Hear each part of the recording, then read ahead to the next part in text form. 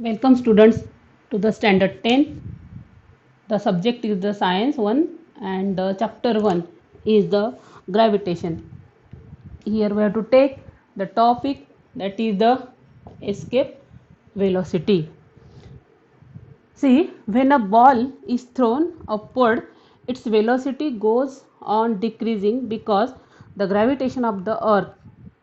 See, एखादा ball जर आपण असा वर फेकता फेकता तो असा फास्ट जाणार नाही, त्याची वेलोसिटी थोडी थोडी काय होईल, स्लो होत जाईल आणि जाताना त्याची वेलोसिटी स्लो झाली आणि शेवटी लास्टमध्ये velocity becomes 0 after reaching a certain height.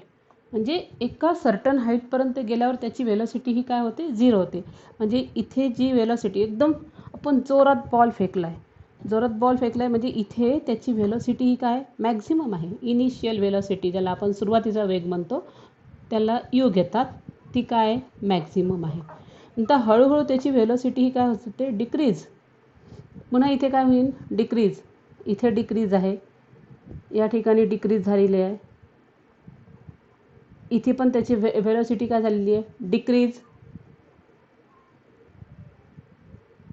इथे पण डिक्रीज आणि एक वेळ येईल की इथे आता डिक्रीज नाही तर इथे वेलोसिटी त्याची काय झालेली आहे, at that certain height that is the velocity is 0. आणि जेव्हा त्याची वेलोसिटी 0 झाली तर बॉल त्यावर जाऊ शकत नाही, तर तो काय होतो, तो खाली अर्थकडे यायला लागतो. That the ball start falling down towards the earth. Means तो आता अर्थकडे यायला लागतो. का बरं येतो, कारण it due to the gravitational force of the earth. जो ग्रॅव्हिटेशनल फोर्स आहे अर्थचा, तर त्यामुळे तो बॉल ग्रॅव्हिटेशनल फोर्स सतत ग्रॅव्हिटेशनल फोर्स आपल्याकडे त्याला पुल करत राहतो आणि मग तो स्टोन आहे तो असा खाली जमिनीवर येतो, पडतो. तो मीन्स इट्स मॅक्झिमम व्हेलॉसिटी जी आहे, जी मॅक्झिमम हाईट जी आहे, तो किती वर जाऊ शकणे हे कशावर डिपेंड आहे, तर त्याच्या इनिशियल मॅक्झिमम व्हेलॉसिटीवर. जेवढी इनिशियल व्हेलॉसिटी जास्त राहील तेवढी त्याची हाईट पण काय राहील, जास्त राहील. म्हणजे ही जी हाईट आहे ही मॅक्झिमम राहील. मॅक्झिमम आपण म्हणूया मॅक्स म्हणजे जास्त. तर ही हाईट कशावर डिपेंड आहे, एच मॅक्स म्हणजे जास्तीत जास्त. ही इनिशियल वेलोसिटीवर डिपेंड आहे. H max is directly proportional to the initial velocity, ज्याला आपण यू म्हणतो, सुरुवातीचा वेग यू, हे डिपेंड आहे यू मॅक्स मीन्स जास्त. तर यामध्ये आता जो ऑब्जेक्ट आहे हे खरं आहे का, तर हो. तर यासाठी आपण न्यूटनचा थर्ड लॉ विचारात घेऊ आणि आता बघूया न्यूटनचा थर्ड लॉ. तर थर्ड लॉ ऑफ मोशन और थर्ड इक्वेशन ऑफ मोशन बघूया आपण. हे तुम्हाला कळालं आहे, okay. Newton's third equation of motion ते आहे v² is equal to u² plus 2as. हे मॅथमॅटिकली हे खरं आहे का, आपल्याला हे शोधायचं आहे. तर आता बघूया इथे जी ऑब्जेक्टची जी व्हेलॉसिटी आहे ती किती आहे, last point at the maximum height, खूप मॅक्झिमम जास्तीत जास्त हाईटला किती झाली आहे वेलोसिटी, ती 0 झाली आहे. व्हॅल्यू 0 ठेवायची. यू ही ऑलरेडी मॅक्झिमम आहे, जास्त आहे, किती आपल्याला माहीत नाही, आपण मॅथमॅटिकल फक्त लिहितो इथं. यू ही मॅक्झिमम आहे. देन 2 ए मीन्स काय, ॲक्सलरेशन ड्यू टू ग्रॅव्हिटी. म्हणजे ॲक्सलरेशन ड्यू टू ग्रॅव्हिटी म्हणजेच यामध्ये अर्थचं जे ॲक्सलरेशन आहे ते ए त्याऐवजी कशात लिहितात, जीमध्ये. आता हा जी मायनस का घ्यायचा, ए मीन्स ॲक्सलरेशन आणि दॅट इज एच्या ऐवजी जी घेतोय. तर as the object is thrown vertically upward direction, then it's gravity decreasing. जसं जसं वस्तू वर जात राहते तेव्हा त्याची जी ग्रॅव्हिटी आहे ती काय होत जाते, कमी होत जाते. आपण सॅटेलाईटबद्दल पाहिलं, एक मागचा व्हिडिओ जो सांगितला मी त्यामध्ये सांगितलं की सॅटेलाईट जो आहे वर जाताना त्याची जी ग्रॅव्हिटेशन आहे त्याचं ग्रॅव्हिटेशन हे काय होतं, कमी होतं. सॅटेलाईट आहे, वेदर सॅटेलाईट वगैरे वगैरे, त्याचे ग्रॅव्हिटेशन हे कमी आहे आणि म्हणून हे ऑब्जेक्टवर जाताना त्याचं ग्रॅव्हिटेशन हे कमी होत जातं. त्याची व्हेलॉसिटी ही डिक्रीज होत जाते आणि ग्रॅव्हिटेशन पण हे कमी कमी होत जातं आहे, त्याची व्हॅल्यू कमी होत जाते आणि म्हणून मायनस घ्यायचा. आणि एस मीन्स काय, दॅट इज द हाईट. आपण याला एसला, एस म्हणजे डिस्टन्स, आणि डिस्टन्स कसं आहे, व्हर्टिकल, आणि व्हर्टिकल डिस्टन्सला काय म्हणतात, एच हाईट. तर आपण एसच्या ऐवजी काय घेऊ, H. Therefore 0 is equal to u square plus minus 2GH. Transfer करून घ्या. 2GH मायनसचं होतं प्लस, इकडे आणला 0च्या साईडला, आणि is equal to u square, आणि आपण काढणार आहे H is equal to u square upon 2G.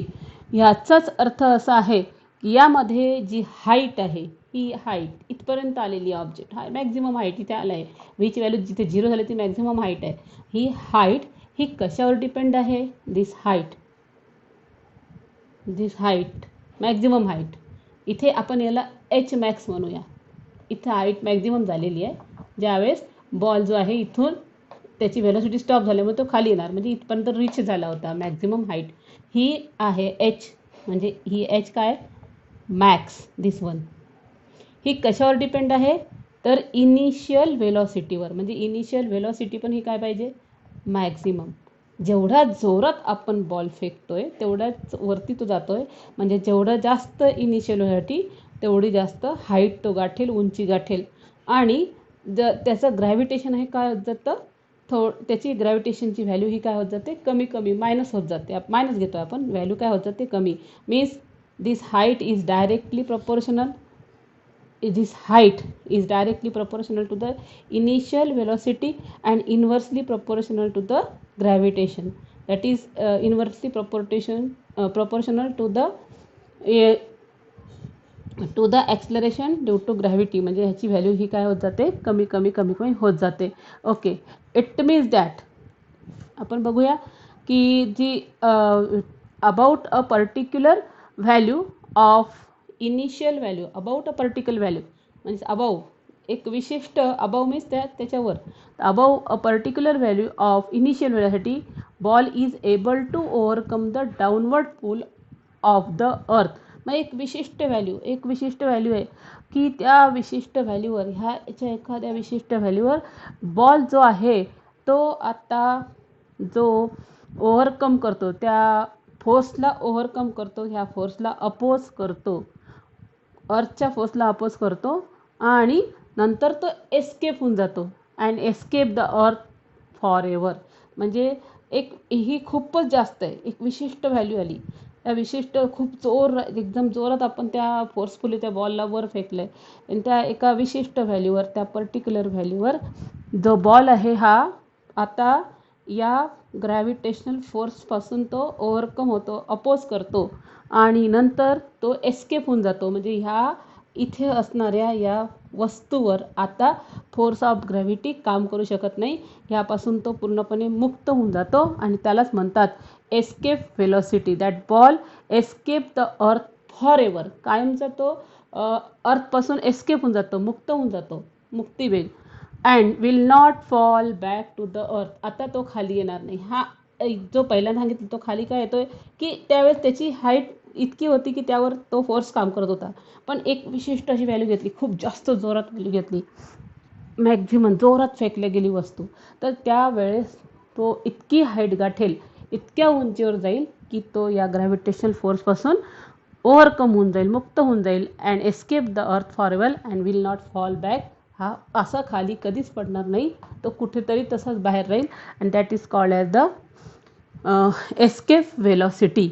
आता तुम्हाला हे माहीतच आहे की force of the gravity being inversely proportional. आता हा फॉर्म्युला आठवा फोर्स ऑफ ग्रॅव्हिटीचा. फोर्स ऑफ ग्रॅव्हिटी ही कशी आहे, inversely proportional to the formula होता G M, capital M small M upon R square.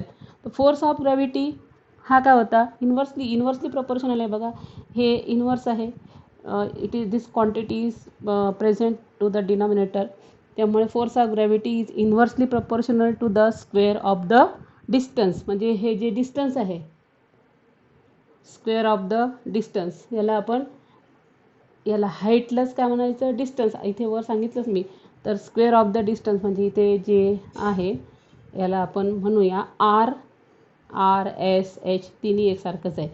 तर हे कशावर डिपेंड आहे? Square of the distance and it becomes, आणि जसं जसं हाईट ही वाढत जाईल, डिस्टन्स वाढत जाईल, मॅक्झिमम होत जाईल, फोर्स ऑफ ग्रॅव्हिटी ही काय होत जाईल? कमी होत जाईल.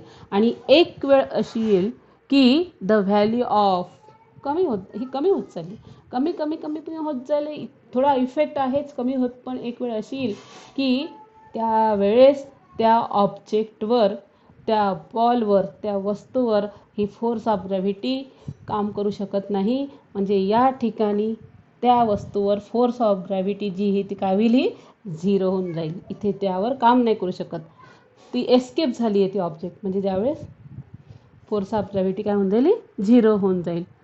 समजला एवढा point? Okay. Thus for an object to be free from the gravity of the earth, to be, एखाद्या ऑब्जेक्टला अर्थच्या ग्रॅव्हिटीपासून फ्री व्हायचं असेल, it has to reach the infinite distance, त्याला इनफायनाईट डिस्टन्सवर जावं लागेल, खूप खूप उंच जावं लागेल, अति उंचावर जावं लागेल, from the earth surface, and object will come to rest at that distance, आणि तो ऑब्जेक्ट त्या डिस्टन्सवर रेस्ट होऊ शकतो.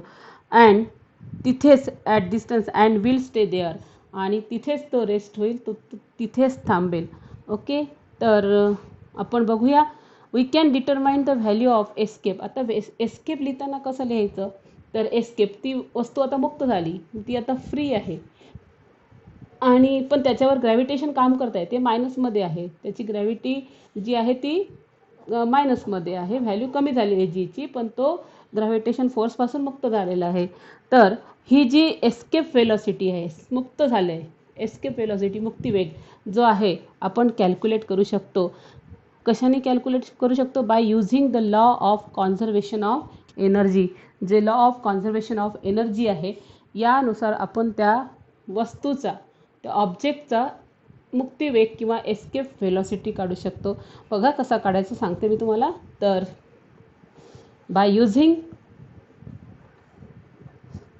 The law of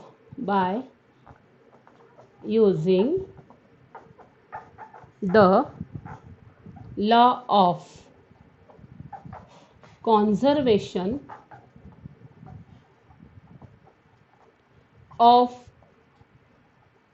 energy, we can calculate V escape म्हणजे आपण V escape काढू शकतो. म्हणजे इथे एस्केप झाली, आता इथे काय होईल? व्हेलॉसिटी ESC, एस्केप ही झालेली आहे या ठिकाणी. तर आपण कसं काढायचं बघूया. आता आपल्याला कंपेअर करावं लागेल दोन ठिकाणी, म्हणजे जे ऑब्जेक्ट आहे अर्थवर असताना आणि ऑब्जेक्ट जेव्हा आहे ती इनफायनाईट डिस्टन्सवर असताना, ही कंपॅरिझन करून आपण त्या वस्तूची एस्केप व्हेलॉसिटी काढतोय. Okay. On the earth surface of earth, आणि दुसरा आहे at Wien the object is present at infinite distance, at infinite distance. आता ही आपल्याला एनर्जीचा यूज करून काढायचं आहे. म्हणजे या ऑब्जेक्टची, जी ऑब्जेक्ट आहे, बॉल आहे, जी असेल, या ऑब्जेक्टची आपल्याला एनर्जी घ्यावी लागेल. मग आता दोन ठिकाणची एनर्जी आपण घेऊ. पहिल्यांदा इथली घेऊ. तर एनर्जी पहिली घेऊ आपण, कायनेटिक एनर्जी. कायनेटिक मीन्स गती, त्याला स्पीड असणे. तर on the surface of the अर्थ इथे कायनेटिक एनर्जी किती असेल? Half mv². V means escape. तर या ठिकाणी असणारी कायनेटिक, त्या वस्तूमध्ये कायनेटिक गती, त्याला मॅक्झिमम गती इथूनच सुरू होणार आहे, माहिती आहे तुम्हाला. स्पीड, एकदम स्पीडीली वस्तू इथून फेकणार आहे. कायनेटिक एनर्जी, फेकणे मीन्स गती, कायनेटिकला गती म्हणतात. तर ती इथून फेकायची आहे, मॅक्झिमम आहे. तर कायनेटिक एनर्जी जी असेल ती आपण इथे या फॉर्म्युल्यात लिहून घेऊ, हाफ mv² एस्केप. हीच कायनेटिक एनर्जी ॲट इन्फायनाईट डिस्टन्सला काय राहील? आता इथे ती वस्तू तर स्टेबल झाली ना, त्याला गती नाही आहे, स्टॉप, फुल स्टॉप झाली ती. ती तिथे स्टेबल झालेली आहे. तर अशा वेळेस त्याला गती नाही, स्पीड नाही आहे, म्हणजे इथे असणारी ही कायनेटिक एनर्जी ही काय असेल ते 0, स्टॉप एकदम. ओके, आता सेकंड पॉईंट, पोटेन्शियल एनर्जी काय असेल ऑन द अर्थ. आता इथे पोटेन्शियल एनर्जी काय असेल, तर पोटेन्शियल एनर्जी असते -Gm अपॉन आर. आणि इथे -Gmm या प्रकारचा एक मी व्हिडिओमध्ये एक्सप्लेन केलेलं आहे. PE ही मायनस का असते on the surface of the earth, तर मी हे एक्सप्लेन केलेलं आहे. Okay, -Gmm upon R. तर इथे potential energy at infinite distance, potential energy -Gmm upon infinite. आता आर हे जे डिस्टन्स आहे, हे डिस्टन्स काय आहे, हे इन्फायनाईट झालेलं आहे. आर हे पूर्ण डिस्टन्स इन्फायनाईट आर. इथे आरची व्हॅल्यू ही काय घेतली आहे, इन्फायनाईट. ओके, इन्फायनाईट घेतले आणि इन्फायनाईट घेतल्यावर शेवटी PE इन्फायनाईट या ठिकाणी असणारी ही काय होऊन जाते, ही इथे 0 होऊन जाते. पोटेन्शियल एनर्जी पण इथे काय होते, 0. बघा, कायनेटिक एनर्जी 0, पोटेन्शियल एनर्जी पण 0 ॲट इन्फायनाईट डिस्टन्स. आता आपण या दोन इक्वेशनची ॲडिशन करून घेऊ, टोटल. तर बघूया आपण इथे टोटल एनर्जी TE म्हणतात त्याला, is equal to KE plus PE. आता इथे आपण सॉल्व करूया. हाफ इथून घ्या, mv², एस्केप आहे. आता इथे मायनस घेऊ, Gmm अपॉन आर. आणि या साईडची घेऊ आपण total energy, that is KE plus PE. आणि ती दोन्ही काय आहे, 0 plus 0, 0 plus 0 is equal to 0. आपण याला इक्वेशन 1 म्हणू आणि याला इक्वेशन 2 म्हणू. आता आपण यूज करतोय एस्केप व्हेलॉसिटी आपल्याला काढायची आहे ही, आणि by using the law of conservation of energy. तर law of conservation of energy म्हणजे काय, तर the energy can not change the energy changes from one form to another. It cannot be exhausted. ती एक्झॉस्ट होत नाही, संपत नाही अर्थवरून. त्यामुळे जी काही एनर्जी आहे ती तेवढीच राहते, ती कधीही कमी होत नाही, ती जास्त होत नाही. म्हणून या लॉचा आपण यूज करूया. तर ही जी पहिली एनर्जी आहे त्याला आपण TE1 म्हणूया आणि दुसऱ्या एनर्जीला TE2 म्हणूया. ती फक्त एका फॉर्ममधून दुसऱ्या फॉर्ममध्ये चेंज होत आहे. तर बघूया आपण ती एनर्जी कशी घ्यायची. तर हे दोन्ही इक्वल करायचे असतात. मग TE1 आणि TE2 आपण नेक्स्ट स्टेपला लिहू.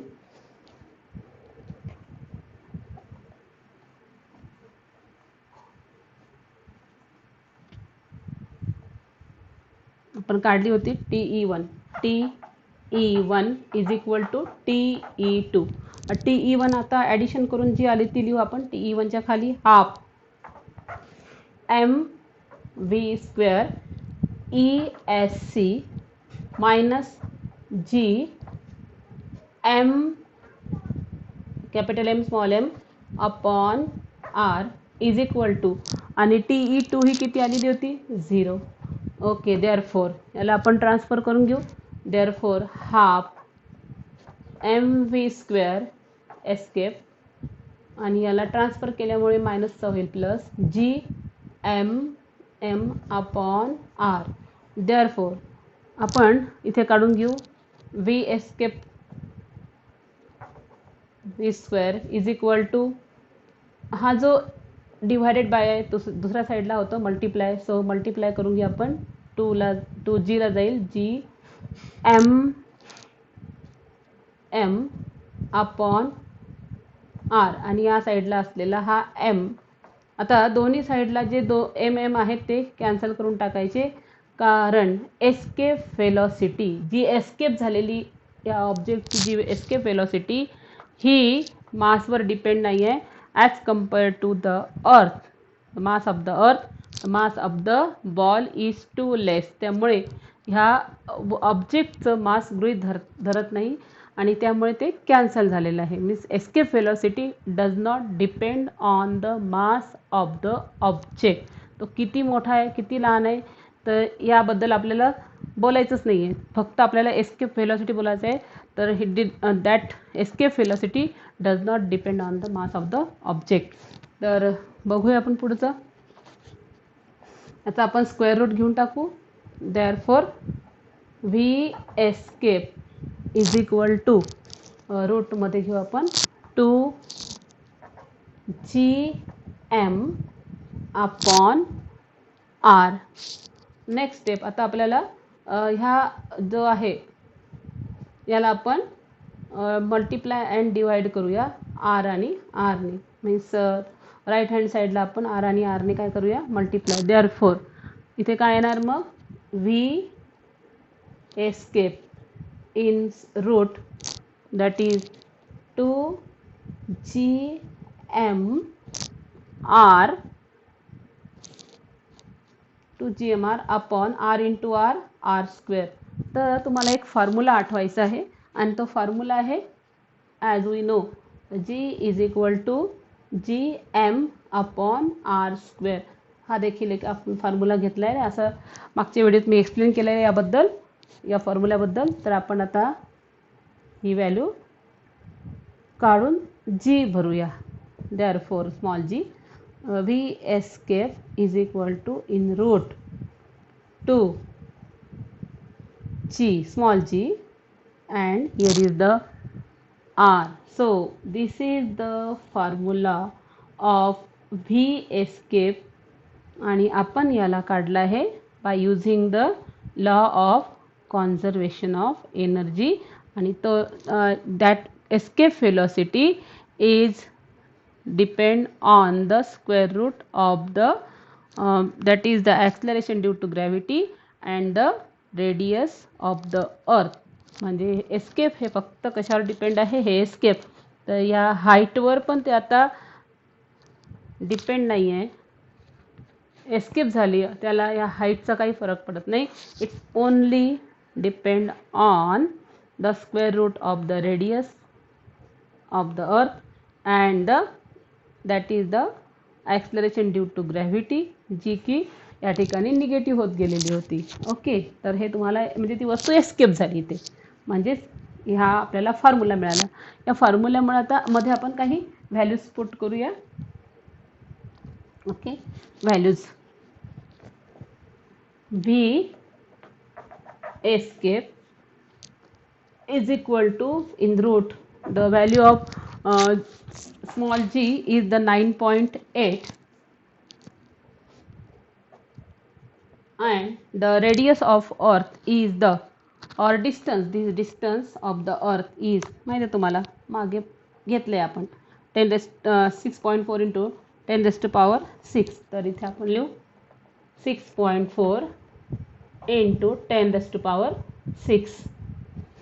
देन हे आपण आता कॅल्क्युलेशन जर केलं तर व्ही एस्केपचं इन रूटमध्ये, तर या तिन्हींना मल्टिप्लाय केल्यावर ती व्हॅल्यू जी येत आहे ती येत आहे 125.44 इंटू 10 raised to power 6. आता ह्याचा स्क्वेअर रूट काढून घेऊ आपण आणि तो स्क्वेअर रूट निघतोय 11.2 आणि याचा स्क्वेअर रूट घ्या, हा 6 टाइम्स आहे त्यामुळे याचा स्क्वेअर रूट येतो आहे 10 raised to power 3. Velocity is measured in the metre per second. Now again 11.2. आता हे 10 raised to power 3 चा अर्थ होतो आहे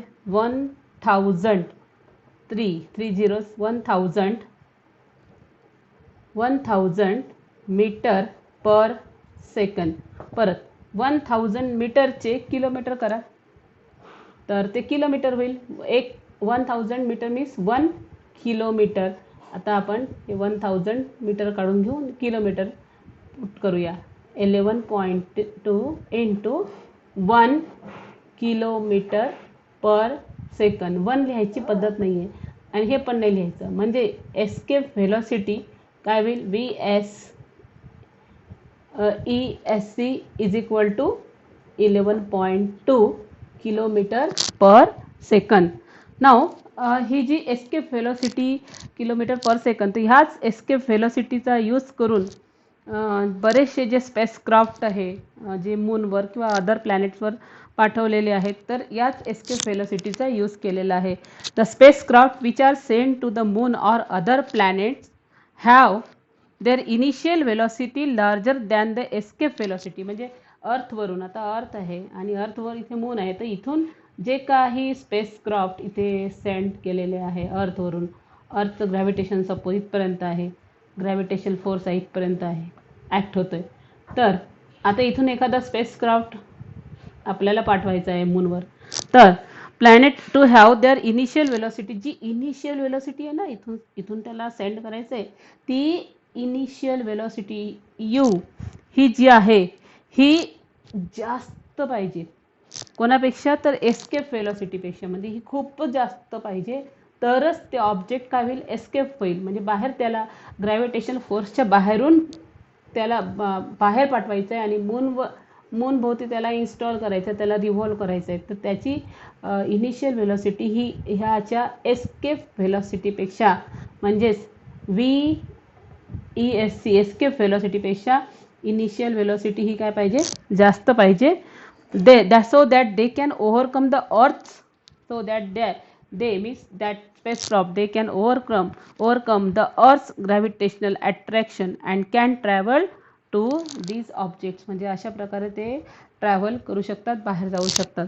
ओके, तुम्हाला हा पॉईंट समजला आहे? जर तुम्हाला हा व्हिडिओ आवडला असेल तर तुम्ही लाईक करा, शेअर करा, सबस्क्राईब करा. Thank you students.